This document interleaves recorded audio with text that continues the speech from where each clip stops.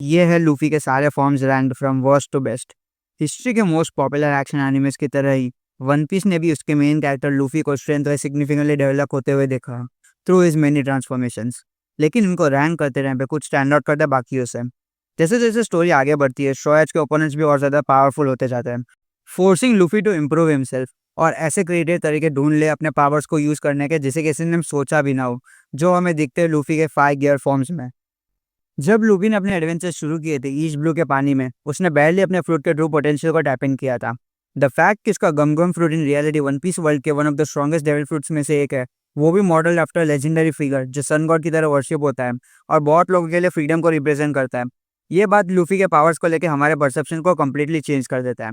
हर बार जब लूफी को कोई आउटक्लास करता है, तब वो अपनी हैबिट बना लेता है कि find out a way to come out of top, और कुछ बार तो ये अचीव करने के लिए उसने नए गेयर ट्रांसफॉर्मेशन भी लगे हैं।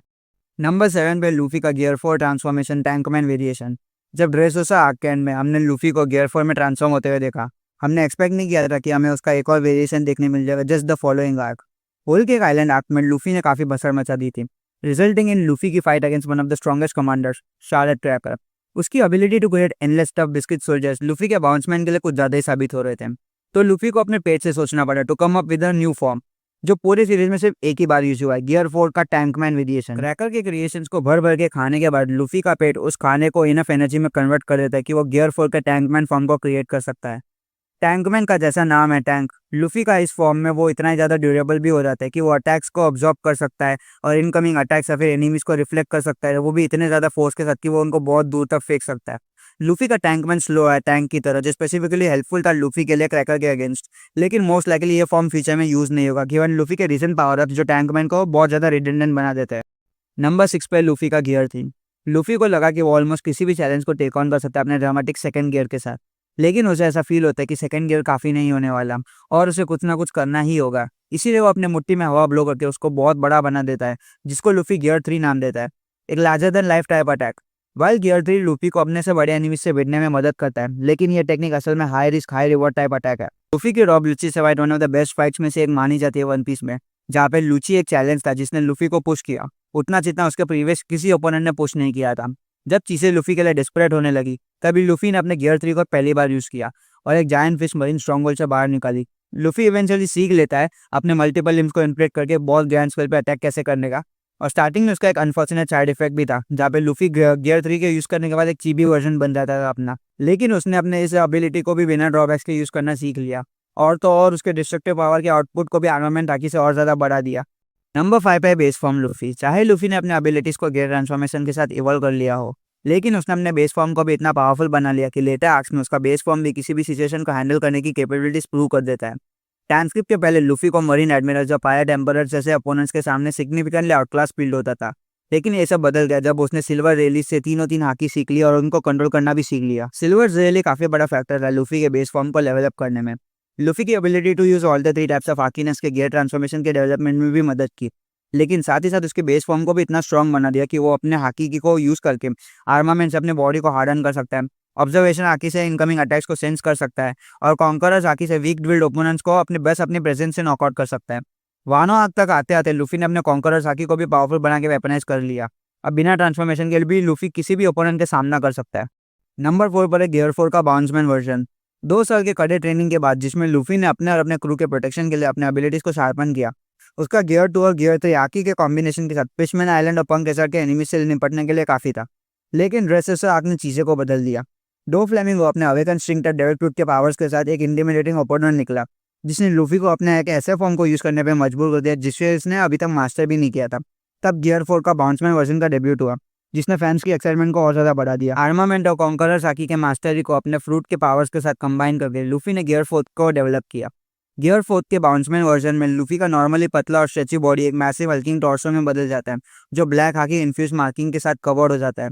इस फॉर्म में लूफी अपने लिम्स को कंप्रेस करके कैटास्ट्रोफिक अटैक्स जैसे कि किंग कॉन्ग गन और relentless Kong organ gun deliver कर सकता है। बाउंसमैन का एयरबस मैनिपुलेशन की वजह से लूफी को एक फ्लाइंग एडवांटेज भी मिल जाता है, जो डो फ्लेमिंगो जैसे ओपोनेंट्स के अगेंस्ट काफी हेल्पफुल था। नंबर 3 पे गियर 4 का स्नेकमैन वर्जन। गियर 4 का स्नेकमैन वर्जन अब तक का सबसे वर्सेटाइल पावर अप है जो लूफी ने अनलॉक किया है। इसका फोकस बाउंसमैन की तरह इंपैक्टफुल डैमेज करने पर नहीं बल्कि स्पीड और एजिलिटी पर है, जिससे वो अपने एनिमीज को ओवरवेलम कर सके। ये फॉर्म प्राइमरीली अजाइल फोर्स को हैंडल करने के लिए डिजाइंड है और इसने अपनी स्पीड और मल्टीपल डायरेक्शंस की अटैक की वजह से अपने आप को एक बहुत ज्यादा पावरफुल फॉर्म में ट्रांसफॉर्म कर लिया। स्नेक मैन में लूफी अपने आर्मामेंट और कॉन्करर हाकी का परफेक्ट बैलेंस यूज करके अपने अटैक्स को रिडायरेक्ट कर सकता है, जो शार्लेट काटाकोरी और रॉब लूची जैसे ओपोनेंट्स के लिए भी टैकल करना बहुत मुश्किल हो जाता है। इस फॉर्म में punches not only fast enough है बट चेस करते वक्त और भी ज्यादा फास्ट हो जाता है। स्नेक मैन का स्पीड और अनप्रिडिक्टेबिलिटी स्नेक मैन का स्पीड और अनप्रिडिक्टेबल अटैक पैटर्न इसे काफी ज्यादा यूनिक और इफेक्टिव बना देता है।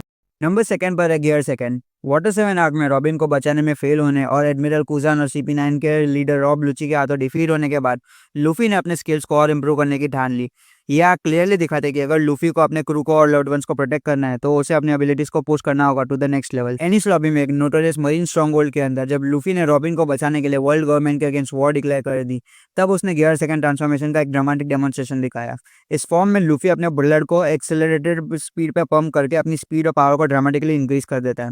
इसका इफेक्ट इतना होता है कि वो हवा के कॉन्सेंट्रेटेड बर्स्ट के साथ अपने एनिमीज को दूर तक पंच कर सकता है। गियर सेकंड का हीट इफेक्ट उसके बॉडी को रेड और उसके आसपास स्टीम जनरेट करता है, जो विजुअली इंप्रेसिव और नैरेटिवली इंपैक्टफुल है। नंबर 1 पे लूफी का gear 5 sun god Nika form. Luffy का गियर 5 अब तक का सबसे पावरफुल और विजुअली स्टनिंग फॉर्म है। इसने लूफी की एबिलिटीज को कंप्लीटली रिकंटेक्चुअलाइज कर दिया। जब ये रिवील हुआ कि लूफी का गम गम फ्रूट असल में human food model sun god Nika है, जो फ्रीडम को रिप्रेजेंट करता है, तभी फैंस को लूफी के पास के ट्रैम्प्स में डीपर मीनिंग समझ में आने लगा। इस फॉर्म में लूफी बैटलफील्ड का सबसे आज़ाद वॉरियर बन जाता है और अपनी इमेजिनेशन के बेसिस पे कुछ भी कर सकता है। काइडो जैसे पायरेट एम्परर को हराना, जो एक पूरी रात तक वन पीस के स्ट्रॉन्गेस्ट फाइटर्स का सामना कर चुका था, सिर्फ गियर 5 के आने के बाद ही पॉसिबल हो पाया। अवेकन फ्रूट के साथ लूफी अपने एनवायरनमेंट को भी मैनिपुलेट कर सकता है, जैसे कि सरफेस को बाउंसी बनाना या फिर ऑब्जेक्ट्स को वेपन्स में ट्रांसफॉर्म कर देना। उसकी यूनिक अटैक जैसे कि एक ट्री को न्यूक्लियर ब्लास्ट डिफ्लेक्टिंग बेसबॉल में बदल देना, यह प्रूव करता है कि लूफी का इस फॉर्म में भी और सरप्राइजेस बाकी है। गियर 5 ने नॉट ओनली फैंस के एक्सपेक्टेशंस को ब्रेक किया, बल्कि वन पीस के यूनिवर्स को भी रीडिफाइन कर दिया। और ये थे लूफी के सारे फॉर्म्स रैंक वर्स्ट से लेकर बेस्ट तक। लूफी की ग्रोथ एज ए कैरेक्टर और फाइटर वन पीस फैंस के लिए एक इंस्पिरेशन रही है। उसका हर नया फॉर्म उसकी ना सिर्फ उसकी स्ट्रेंथ दिखाता है, बल्कि उसके अनस्टॉपेबल डिटर्मिनेशन और फ्रीडम के लिए उसके पैशन को भी दिखाता है। जैसे जैसे स्टोरी आगे बढ़ रही है, हमें लूफी के और भी नए ट्रांसफॉर्मेशन और एडवेंचर्स देखने को मिलेंगे, जो हमें और भी ज़्यादा सरप्राइज और इंस्पायर करने वाले हैं। अगर आपको ये ब्रेकडाउन पसंद आया हो और आप अगर वन पीस के फ़ैन हो, तो मेरे चैनल को ज़रूर सब्सक्राइब करें। आपका सपोर्ट मुझे मोटिवेट करेगा और नया और एंगेजिंग कंटेंट बनाने में। कमेंट्स में लिखकर बताइए आपका फेवरेट लूफी का फॉर्म कौन सा है और क्यों।